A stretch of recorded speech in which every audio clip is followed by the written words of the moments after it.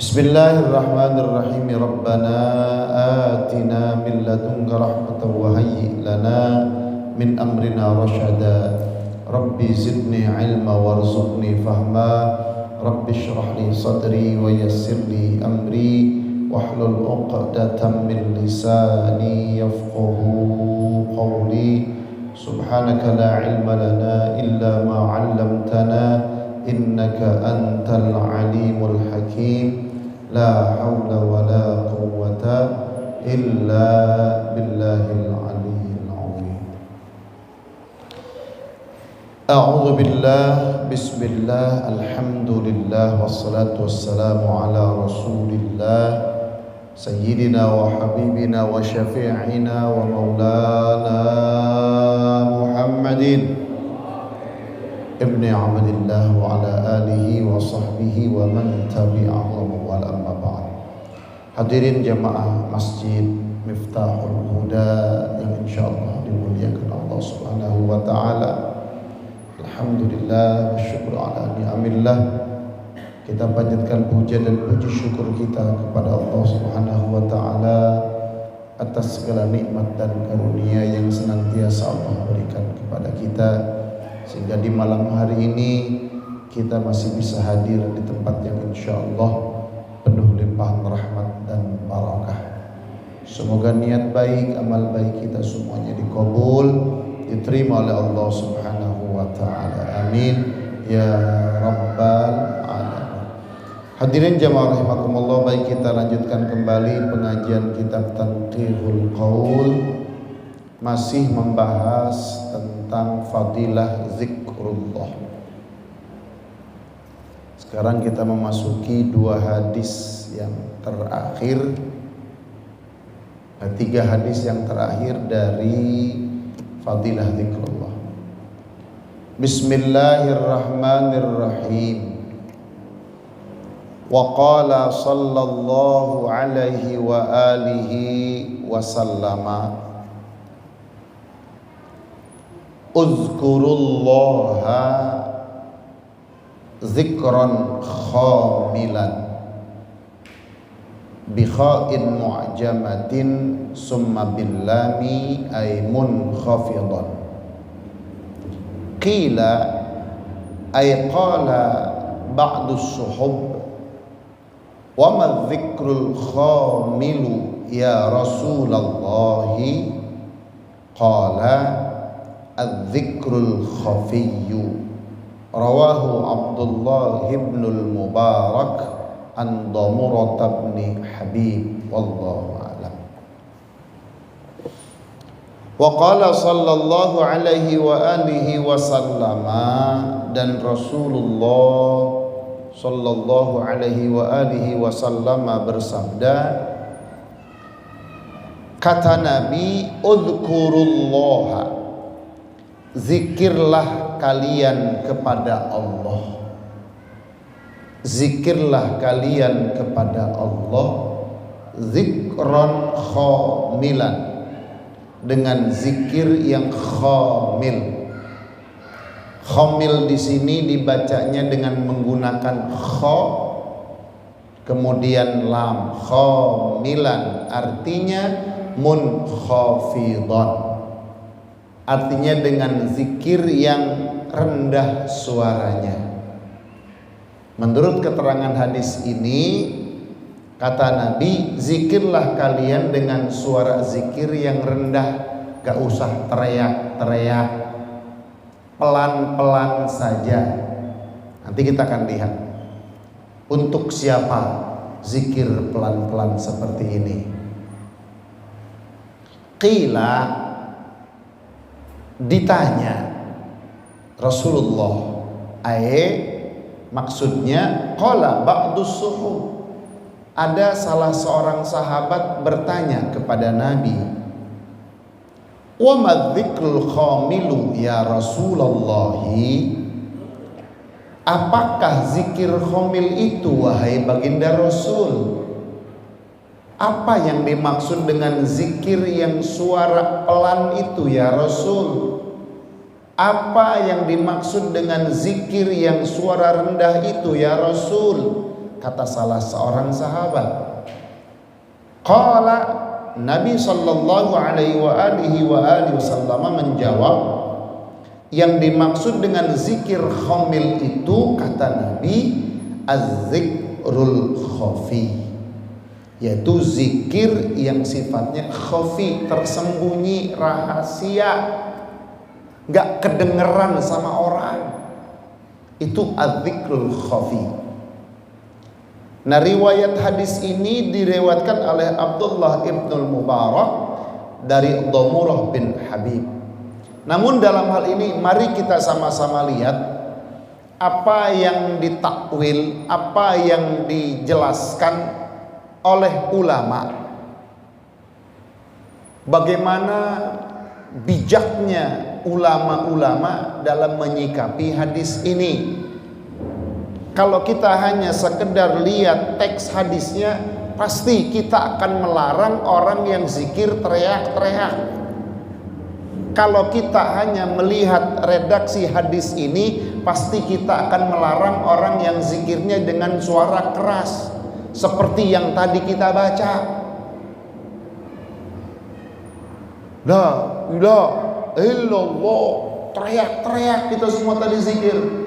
Pasti kita akan protes kalau hanya melihat teks hadis yang ada ini. Namun bagaimana kata ulama, kita lihat. Maksudnya fahuwa afdalu minadz-dzikri jahratan. Maksudnya zikir pelan-pelan ini, zikir yang rahasia ini, zikir yang dengan suara rendah ini afdal. Sekali lagi, tidak ada kata bid'ah. Di sini afdal dibandingkan dengan zikir dengan suara keras. Ada tujuannya. Apa tujuannya? Li salamatihi, agar dalam membaca zikirnya itu bisa selamat min nahwi riyain, dari yang namanya sifat riya. Tujuannya itu. Ini pun bukan di kalangan awam, bukan di kalangan mubtadiin. Wa hadza inda jam'in minas sufiyah. Ini adalah buat siapa? Buat kelompok ahli sufi yang makom tarekatnya lebih tinggi dibanding kita, yang makom ibadahnya lebih hebat dibandingkan kita. Jadi untuk para sufiyin, Al-Imamul Ghazali, Syekh Abdul Qadir Jailani, tingkatan-tingkatan tinggi. Wa hadza 'inda jam'in minas sufiyah fi ghairi ibtida'is suluk, bukan bagi orang yang sedang baru mulai meniti jalan untuk sampai kepada Allah. Ini buat orang-orang yang udah ada di ujung, buat orang-orang yang meniti jalannya sudah sampai. Nah, kalau kita kan baru mulai meniti jalan untuk sampai kepada Allah. Makanya amma fil ibtida fadzikrul jahri anfa'u. Nah, kalau buat kita sebagai pemula, zikir dikeraskan itu jauh lebih manfaat. Jadi kita menyikapinya bijak. Ini ulama ini, Masya Allah, luar biasa. Jadi tidak ada kata-kata, weh gak boleh teriak-teriak wiridnya, emang Allah tuli. Gak boleh teriak-teriak zikirnya, emang Allah gak denger. Bid'ah. Gak begitu ulama-ulama. Kalau orang-orang punya ilmu, menyikapinya penuh dengan bijaksana. Lihat pendapatnya bagaimana. Oh iya, memang zikir pelan-pelan, zikir yang sir itu lebih afdal dibandingkan dengan zikir dikeraskan. Tujuannya apa? Ya mungkin kalau dikeras-kerasin takutlah muncul sifat riaknya. Bagi siapa? Ini pun bagi kelompok-kelompok sufi. bukan pemula yang baru meniti jalan sampai kepada Allah Subhanahu wa Ta'ala. Jadi kalau ada kita lagi berjalan, udah mau ke tempat tujuan, itu udah gak perlu lagi yang namanya teriak-teriak. Zikir kita gak usah teriak-teriak lagi kalau orang udah mau sampai. Nah kalau kita kan baru mulai, harus dituntun, harus dibimbing. Nah kalau zikir harus selalu dibaca pelan, bagaimana nasib seorang santri baru ketika kiainya tidak membaca wirid dengan suara yang lantang? Gak ngerti anak-anak santri baru, gak ngerti murid-murid baru kalau tidak pernah dikenalkan dengan zikir-zikir yang dikeraskan. Sholat berjamaah, imam mimpin Astagfirullahaladzim, itu sebetulnya untuk menuntun kita. Bahkan dengan kita mengikuti apa yang dibaca oleh imam kita, pemimpin kita di depan itu akan semakin kokoh ikatan batin kita antar sesama kita dengan aurat yang dibaca bersama-sama.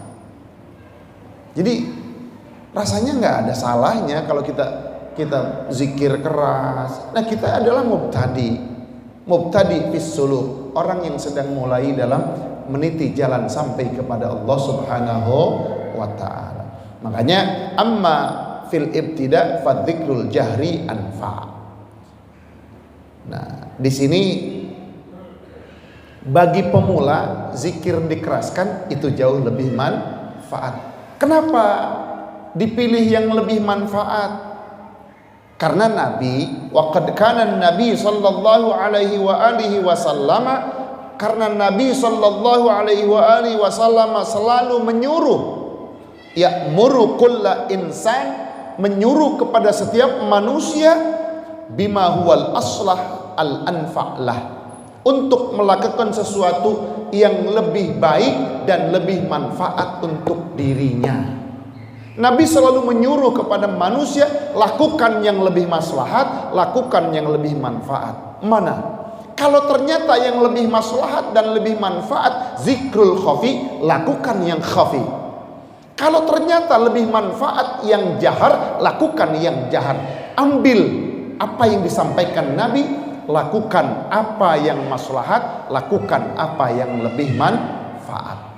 Kalau buat saya sepertinya zikir ini lebih baik dipelankan. Ya lakukan. Memang lebih manfaat untuk kita lakukan dengan pelan-pelan.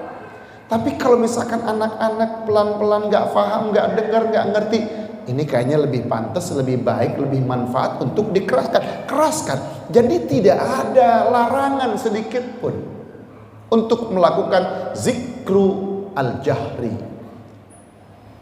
Zikir yang dilakukan dengan suara lantang, zikir yang dilakukan dengan suara keras. Jadi nggak ada yang disalahkan. Mana yang salah? Nggak ada sama sekali.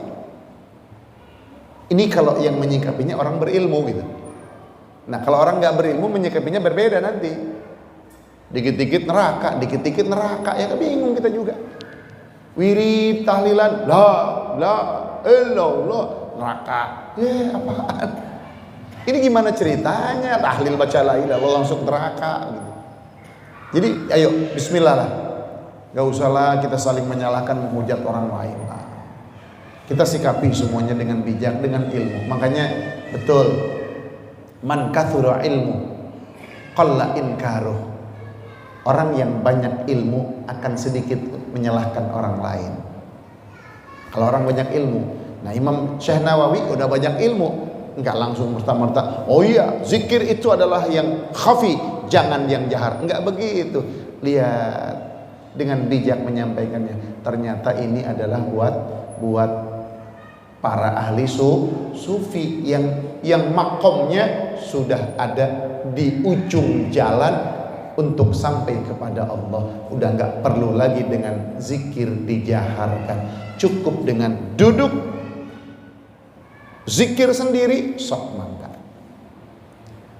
Tapi kembali kepada apa yang disabdakan Nabi, bahwa Nabi ya'muru kulla insan ma huwal aslah al anfa' lahu. Itu prinsip yang selalu kita pegang. Nabi selalu menyuruh kepada setiap orang untuk melakukan apa? Melakukan mana yang lebih maslahat, mana yang lebih manfaat. Oleh karenanya dalam hadis lain Nabi mengatakan, "Idza aradta an taf'ala amran fatadabbar akibatahu." Kalau kamu ingin melakukan satu perkara, melakukan satu pekerjaan, tolong fikirkan akibatnya. Maslahatkah, madaratkah, manfaatkah atau tidak manfaatkah? Difikirkan dulu. Ternyata kalau kita dipimpin zikir sama seorang pemimpin zikir, kemudian kita bersama-sama dengan suara keras dan lantang, jauh lebih manfaat untuk melatih hati kita, lakukan. Tapi kalau ternyata, aduh saya nggak bisa, kalau keras takut nanti muncul sifat riaknya, rendahkan. Begitu saja, nggak susah kok. Jadi nggak perlu ada kata-kata yang namanya bid'atun dhalalah finnar. Nggak usah ada kata-kata itu. Ketika ada orang zikir jahar, jadi ada waktunya. Jadi situasional, kondisional. Kapan kita perlunya? Nah kita besok udah teriak-teriak, nah sekarang udah. Nah kadang-kadang ada yang suka pakai lagi bahwa Nabi juga melarang zikir keras. Iya, lihat asbab wurudnya. Memang pernah Nabi melarang. Ada sahabat lagi melewati perkampungan orang-orang, dia teriak-teriak dengan zikirnya, dimarahi sama Nabi. Jangan keras-keras mengganggu orang. Lah kalau di masjid memang tempatnya zikir, di majlis tempatnya zikir. Siapa yang melarang zikir? Siapa yang melarang zikir? Orang enak kok zikir, baca la ilaha illallah. Kita berkemak masjid ini. Lihat tuh kalau di mana teh, di Suralaya, di Abah Anom. Itu kalau sudah baca la ilaha illallah, itu udah kayak gempa, boom. Udah keringat, badan tuh keluar. Itu jadi saksi semuanya di hadapan Allah Subhanahu wa taala. La ilaha illallah, la ilaha illallah. Terus makin lama makin la ilaha illallah, la ilaha illallah. Makin keras, makin semangat, makin menggema. Lama-lama tinggal illallah, illallah. Terakhir udah. Kalau sudah sampai ke situ udah. Nah kita kan belum bisa begitu. Kita kalau zikir pelan-pelan yang ada semuanya tidur. Jujur aja, apalagi malam Jumat, mati lampu, dimatikan lampunya, kita zikir. Ayo kita sama-sama zikir. Nggak kedengar suara, dinyalain, nyungsep semua kayaknya. Kita teriak-teriak aja masih bisa tidur kan ya. La illallah, la ilaha. Nu sare masare, nu zikir mazikir. Segitu zikirnya teriak-teriak. Berarti lebih manfaat dikeraskan. Tapi ternyata lebih manfaat disirkan. Ya udah sirkan, gak usah repot. Kalau kata almarhum Gus Dur kan, gitu aja kok repot, gitu udah. Lakukan aja udah. Baik, itu penting yang harus kita ketahui. Jadi nggak akan lagi kita menyalahkan orang lain. Ada orang zikir, udah biarin aja. Mungkin lagi fana dia dengan zikir itu. Nggak usah repot ya. Baik, jelas sampai sini, jelas, paham ya? Jadi bahwa zikir itu bisa dikeraskan, bisa dipelankan. Lebih afdol dipelankan dibandingkan jahar kalau memang khawatir muncul yang namanya sifat riya, ingin dipuji, ingin disanjung. Ya apapun, bukan hanya zikir, segala apapun kalau muncul sifat riya, hilangkan sifat itu. Makanya perbaiki kita tathirul qulub, bersihkan hati, tathirun niat, bersihkan niat, sucikan niat dalam melakukan apapun. Sebab ketika apapun dilakukan karena Allah, maka hasilnya pun akan sempurna. Makanya Imam Ghazali mengajarkan, kalau ada seorang ustadz malam-malam mutolaah kitab, murojaah kitab nih, murojaah buka kitab, segala macam dibuka, begadang sampai nggak tidur. Tapi tujuannya untuk apa? Hanya untuk mencari dunia. tujuannya hanya untuk mencari kesenangan dunia, harta-harta dunia, dan hanya untuk menyombongkan diri dengan rekan-rekannya, menyombongkan diri dengan teman-temannya. Imam Ghazali bilang begini, fawailul laka summa wailun laka, sampai 2 kali disebutnya.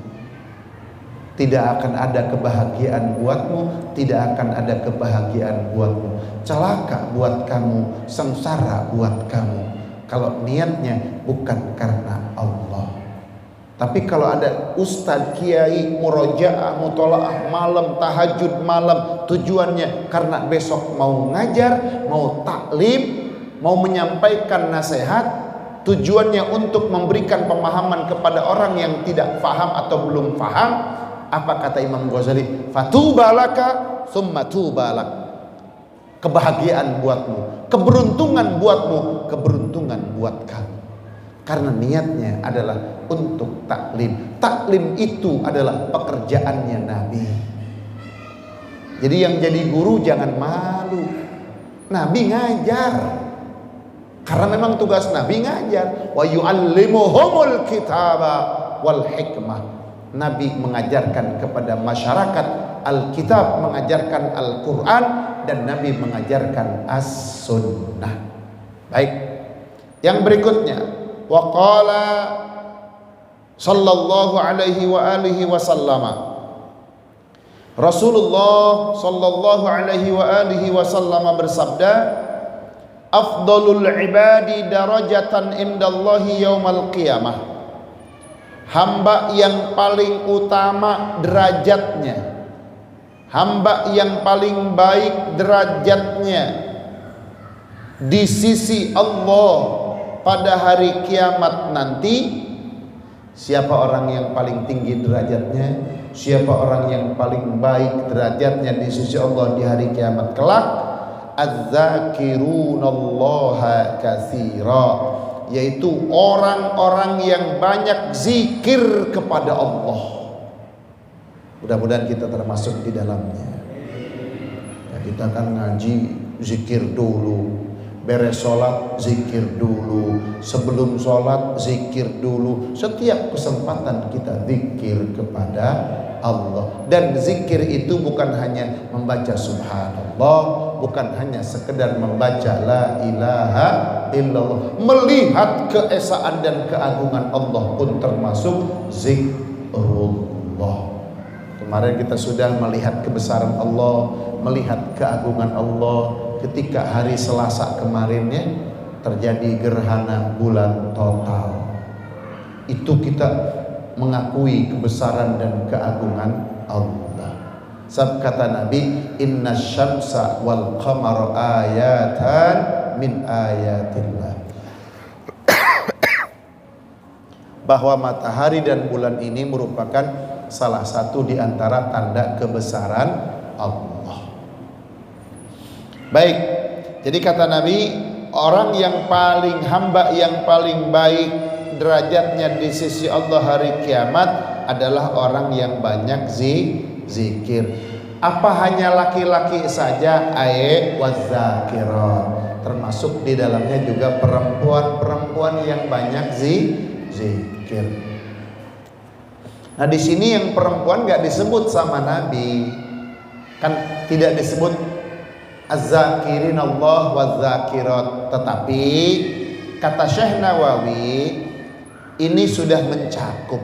Kalau sudah dibilang az-zakirin Allah, berarti di dalamnya ada kaum ibu. Jadi bapak-bapak, ibu-ibu yang banyak zikirnya, yang banyak ingat sama Allahnya, mereka adalah orang-orang yang nanti akan mendapatkan derajat yang paling baik di sisi Allah Subhanahu wa ta'ala. Wa qala sallallahu alaihi wa alihi wasallam, Nabi sallallahu alaihi wa alihi wasallam bersabda, khairul dzikri, sebaik-baiknya zikir adalah az-zikrul khafi, yaitu zikir yang tadi pelan-pelan, zikir yang paling baik kata Nabi. Maksudnya apa? Zikir itu yang sengaja disembunyikan supaya tidak dilihat oleh orang lain. Artinya zikir yang paling baik itu zikir yang ikhlas, zikir yang tidak ingin diperlihatkan dan dipertontonkan kepada orang lain.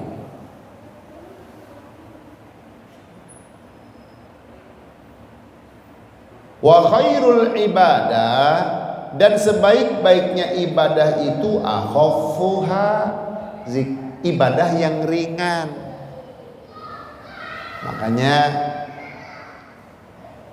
kalau kita berjamaah, terlebih-lebih seorang imam, meskipun dia hafal Quran, ya lihat-lihat makmum lah. Jangan sampai makmum ada perasaan gak nyaman ketika imam tadi baca Qur'annya sampai misalkan satu surat Al-Baqarah. Syukran jazakumullah. Baca surat Al-Baqarah itu kan bikin gak nyaman. Bila amat ya baca Quran. Jadi kan akhirnya hatinya gak tenang dalam sholatnya. Aduh telat nih, saya mau kerja nih. Imam itu harus bijak. Bahkan kalau dibilang lebih afdal untuk seorang imam, lebih afdal membaca satu surat full dibandingkan potongan-potongan surat. Kalau lebih afdal, ya meskipun dia hafal Quran, tapi tetap, apalagi kalau ada niat, gua mau baca potongan ayat nih, siapa tahu orang nyangka saya hafal Quran, padahal hafalnya cuma itu doang.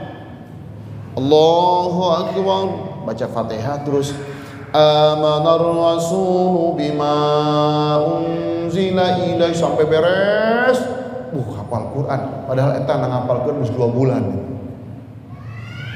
Apalagi lebih baik bismillahirrahmanirrahim wal 'asr innal insana lafi khusr illa alladhina amanu wa 'amilus solihati wa tawassaw bil haqq wa tawassaw bis sabr.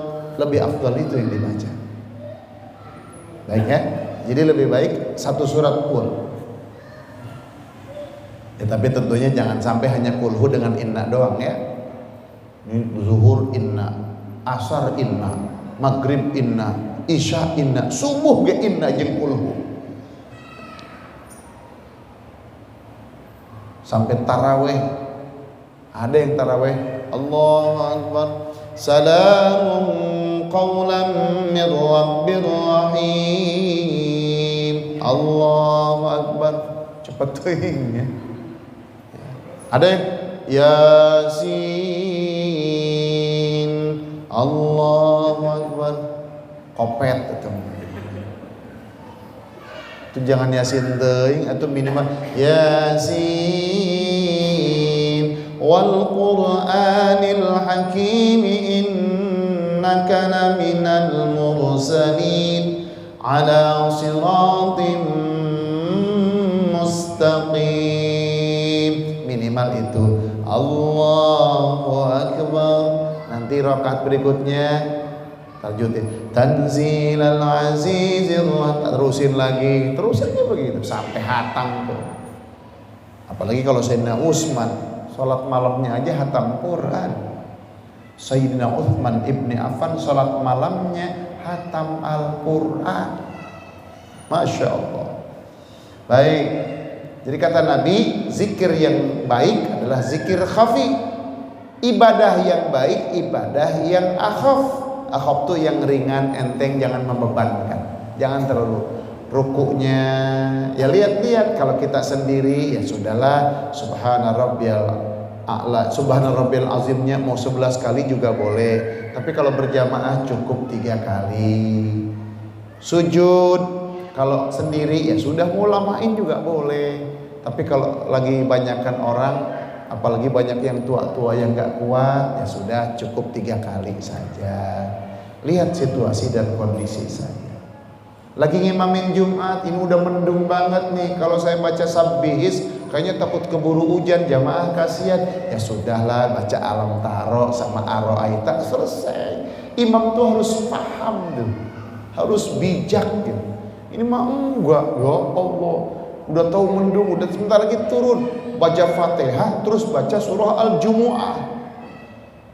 Bacanya pelan-pelan lagi. Itu kan jadi orang, hujan yuk. Orang jadi akhirnya apa namanya, bahasa Sundana ngarasula, kesel. Nah, itu bijak, harus bijak, betul-betul bijak. Udah mah khutbah Jumatnya setengah jam, 15 menit juga cukup khutbah Jumatnya. Udah gak usah bahas wasiat takwa sama Allah, iman sama Allah, tingkatkan ibadah, selesai. Itu khutbah Jumat. Gak usah kemana-mana politik, gak usah. Udah buat tempatnya ceramah mah bukan di hari khutbah Jumat mah pesannya wasiat takwa, tingkatkan iman dan takwa kepada Allah. Terus wa khairur rizki, sebaik-baiknya rizki yang bagaimana? Ternyata rizki yang paling baik ini mayukaffi, rizki yang bisa mencukupi kebutuhan kita. Jadi nggak perlu banyak, yang penting mah cukup. Ada istilah, orang mah menang rizki menikmat pas-pasan. Pas hayang meuli mobil aya, pas hayang dahar aya, pas hayang ke Mekah eta pas-pasan hirupna. Atau orang Sunda bilang waluya, waktu perlu enak kan gitu hidup mah.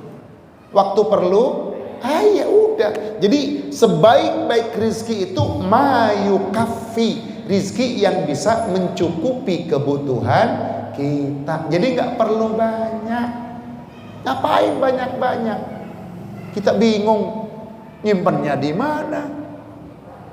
Garasi ngan hiji, mobil 10, nek nyimpen di mana? Nu aya omongan batur, jalan batur dipakai garasi, di komplek apalagi, hati-hati. Jadi yang pentingnya cukup.